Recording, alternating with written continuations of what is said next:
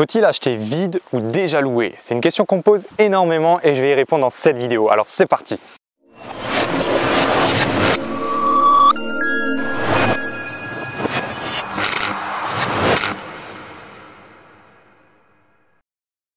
Bonjour très chers investisseurs futurs millionnaires, je suis Franck, le fondateur de Immomillion, une société où on accompagne les personnes déterminées à prendre leur avenir en main grâce à l'investissement immobilier.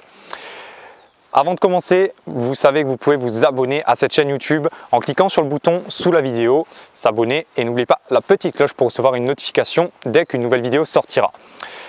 Dans cette vidéo, une question qu'on me pose de temps en temps, c'est ok, est-ce qu'il faut que je cherche des biens qui ont déjà un locataire en place ou est-ce qu'il faut que j'achète des biens vides à tous les coups afin de pouvoir faire mes travaux tranquillement, etc. Alors en fait, à cette question, j'ai envie de vous répondre que ça ne doit pas être un réel critère pour vous. Sauf dans un cas qu'on va voir plus loin dans cette vidéo.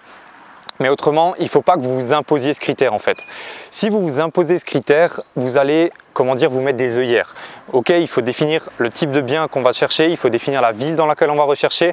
Mais si en plus vous vous dites je vais chercher que des biens déjà loués ou que des biens vides, ben, vous allez être trop focus sur un type de bien et en fait vous allez laisser passer plein d'autres biens qui potentiellement auraient pu être intéressants.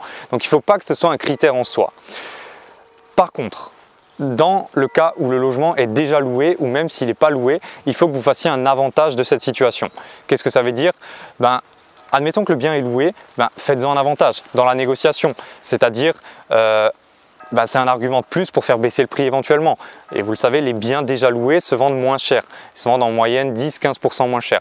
Parce que il va falloir faire sortir le locataire avant de pouvoir faire les travaux. Et puis en plus, on ne sait pas quel type de locataire c'est toujours. Donc ça peut poser problème, quoi.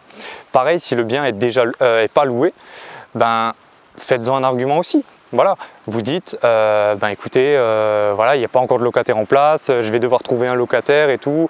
En plus, trouvez un truc, mais dans tous les cas, tournez la situation à votre faveur afin d'en faire un avantage dans la négociation.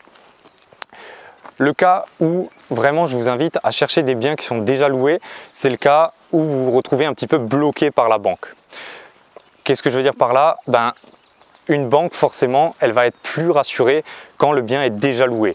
Même si, entre nous, des biens déjà loués, à part l'avantage de la négociation, c'est plus de problèmes qu'autre chose parce que il va falloir sortir le locataire avant de faire les travaux. En tout cas, la banque, ça lui plaît bien parce qu'elle voit que le bien il est déjà loué, elle sait que ça se loue et surtout, elle a déjà le chiffre du loyer, donc une preuve concrète. C'est pas comme si vous veniez à la banque et vous dites je veux acheter un bien et je pense le louer 500 €. Si le bien, il y a déjà un locataire dedans, vous pouvez présenter le bail, vous pouvez présenter le montant du loyer qui est de 500 €, c'est pas du tout pareil. Donc ça va vraiment la rassurer et notamment quand vous êtes dans une situation où vous vous retrouvez un peu bloqué, comme dit, ça va plus les rassurer et ça peut faire la différence pour l'octroiement de votre crédit. Cette vidéo arrive déjà à son terme, n'hésitez pas à mettre un petit pouce bleu pour me dire que vous avez apprécié et à mettre vos autres questions sur ce sujet en commentaire. Je vous invite à regarder dans la description, vous y trouverez un lien vers une formation que j'offre en ce moment.